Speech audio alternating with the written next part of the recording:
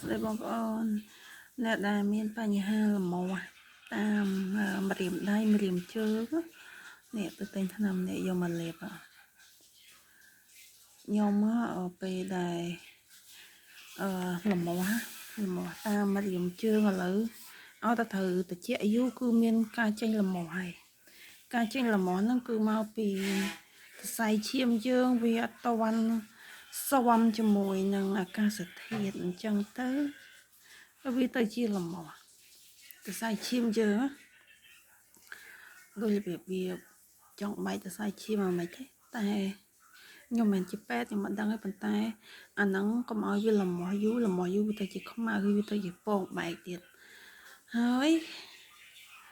វាអាចនឹងយូរទៅអាចនឹងស្ពុកដៃស្ពុកជើងជាអចិន្ត្រៃយ៍ហ្មងអញ្ចឹងបងប្អូនអ្នកទិញថ្នាំនេះតបងខ្ញុំមកទិញទាំងថ្នាំលាបដែរថ្នាំលើបដែរតែពេទ្យគេថាមកចេះលាបតា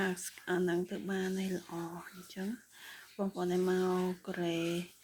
ហើយមានបញ្ហាលំមាស់ខ្លាំងខ្ញុំលំមាស់ឡើងយំហើយខ្ញុំស្រាវជ្រាវទិញខ្ញុំសួរ AI ទៅគេប្រាប់ខ្ញុំថាបើអត់យើងអត់លាបទេវាអាចលំមាស់ជាចន្ទ្រៃហើយស្ពឹកដៃស្ពឹកជើងទៀតអញ្ចឹងថ្នាំនេះល្អណាស់លាបហើយជា2-3នាទីចុងស្បែកយើងទៅវាឈប់លំមាស់ទៀតហើយតែដើម្បីយើងចេញទៅក្រៅយើងត្រូវការពាក់ស្រោមដៃស្រោមជើងការពារ